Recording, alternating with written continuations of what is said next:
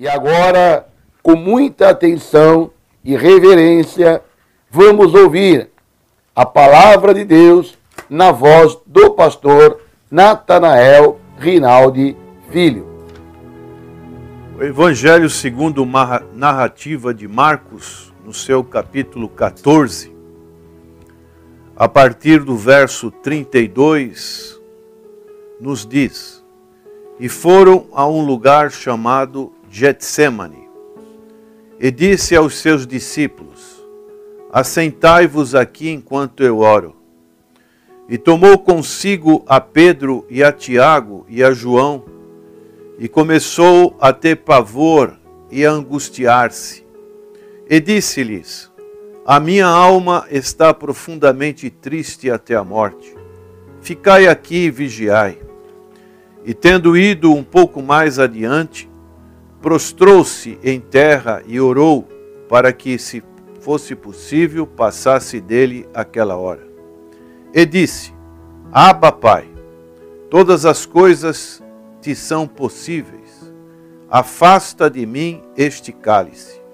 Não seja, porém, o que eu quero, mas o que tu queres.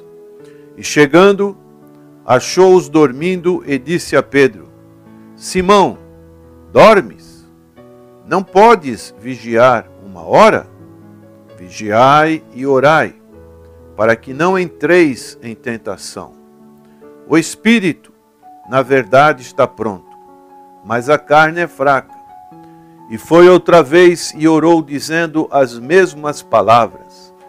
E voltando, achou-os outra vez dormindo, porque os seus olhos estavam carregados, e não sabiam o que responder. E voltou terceira vez e disse-lhes: Dormi agora e descansai. Basta, é chegada a hora.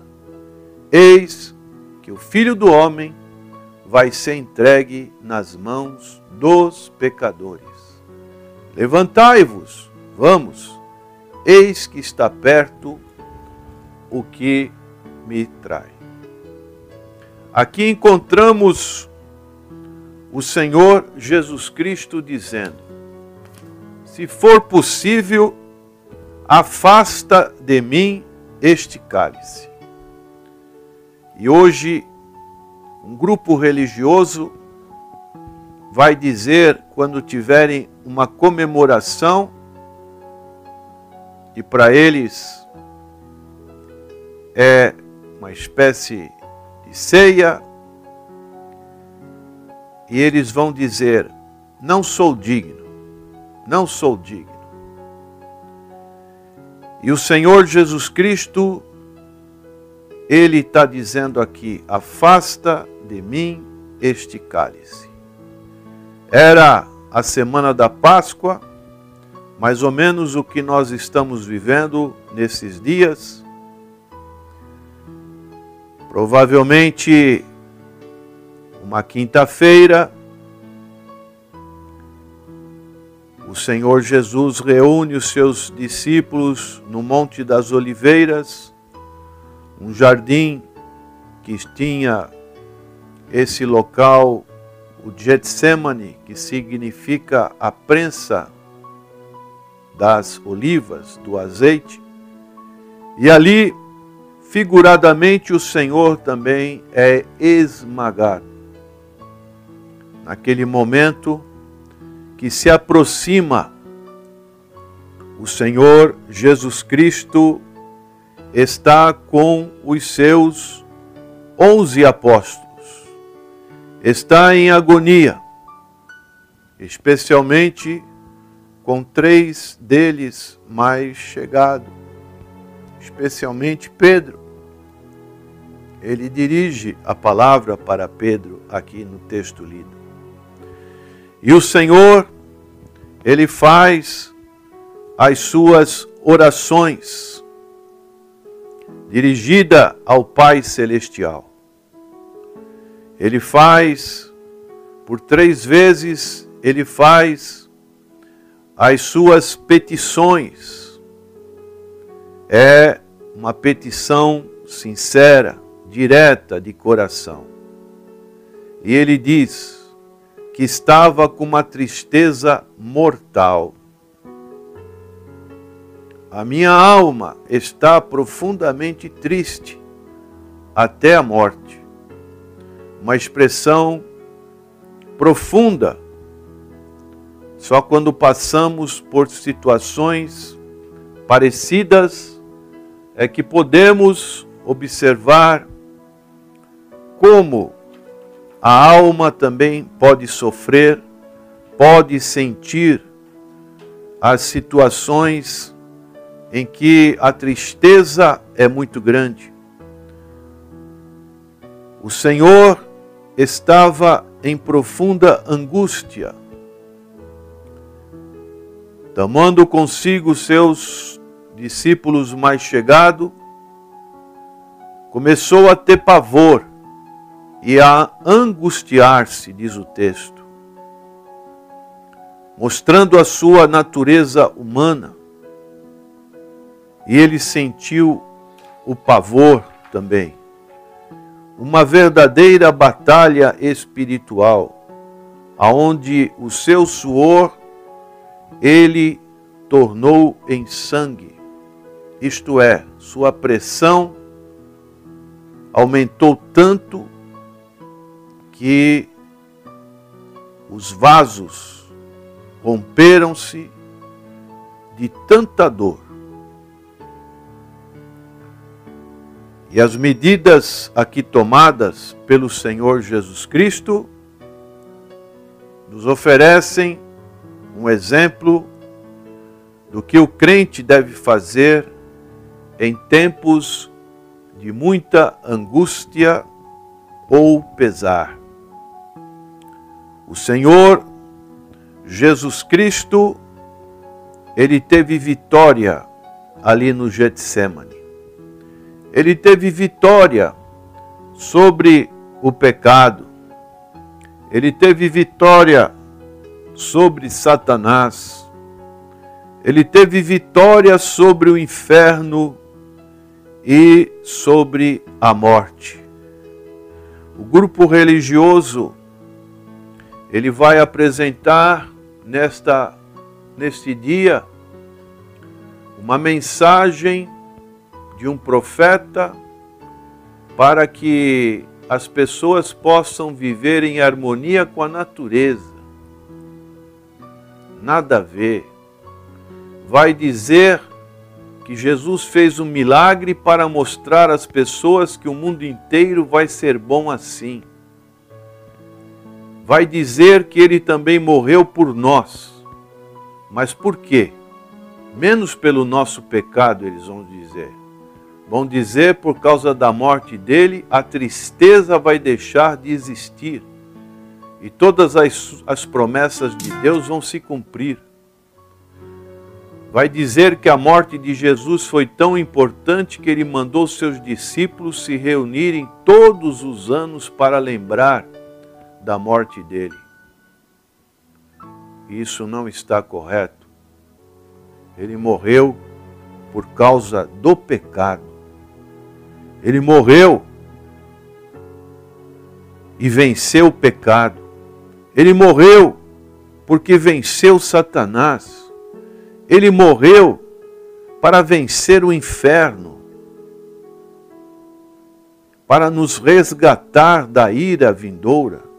Ele morreu para vencer a morte. Por isso, o apóstolo Paulo diz em 1 Coríntios capítulo 15, onde está, ó morte, o teu aguilhão? O aguilhão da morte é o pecado. Essas pessoas não estão se firmando neste gravíssimo problema que os homens têm, que é o pecado. Acham que praticando uma religião orientada por uma sociedade é suficiente. E assim praticam essa ceia.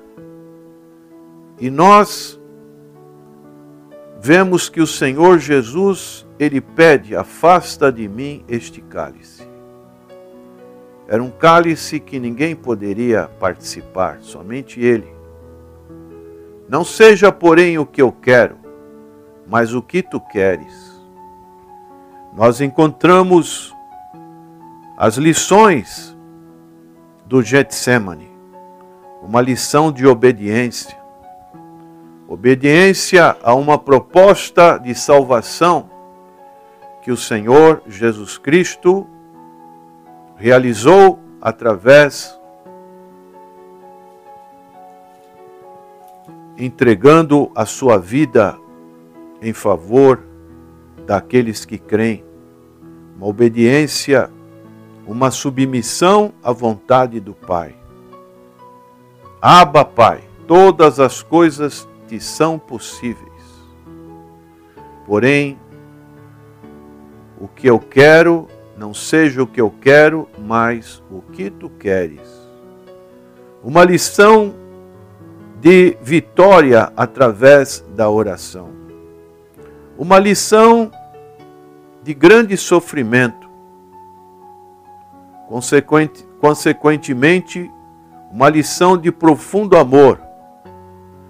Uma lição de sublime vitória.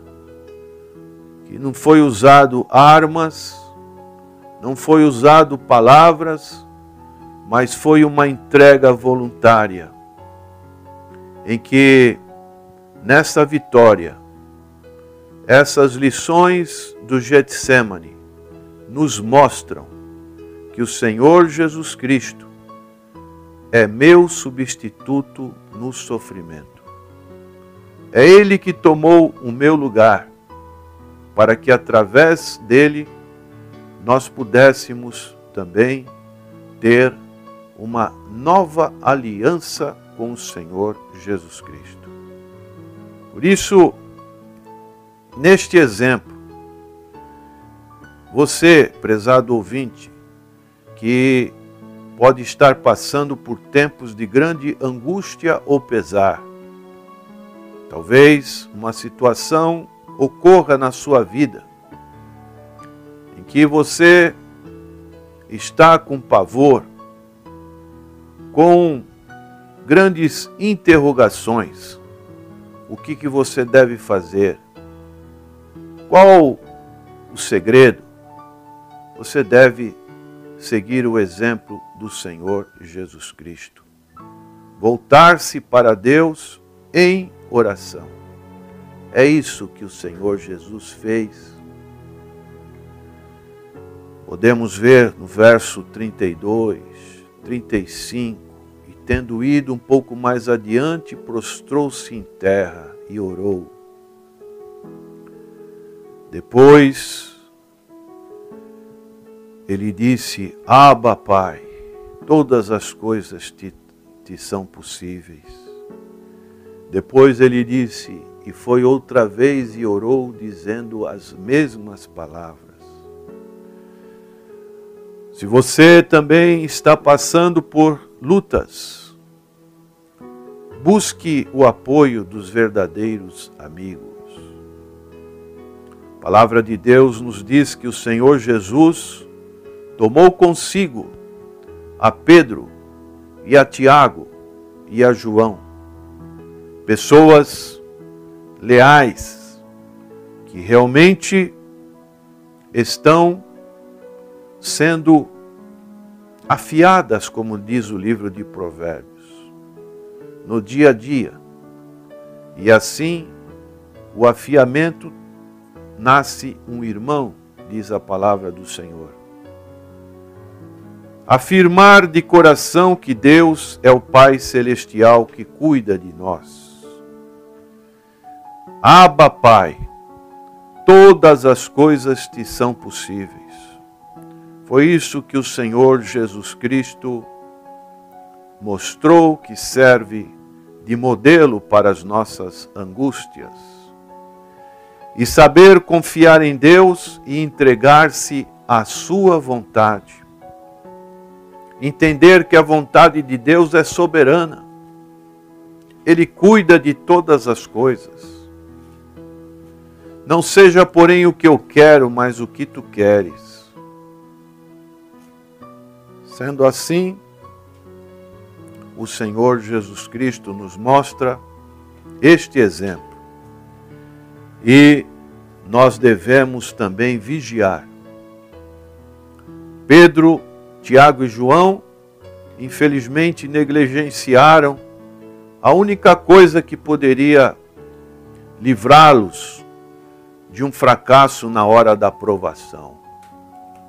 Quando veio a provação, diz o verso 50, então, deixando-o, todos fugiram. Na hora da provação, esses amigos deixaram o Senhor Jesus sozinho. Por isso precisamos vigiar. Vigilância constante e oração. Nossa vida cristã fracassará com certeza se não orarmos.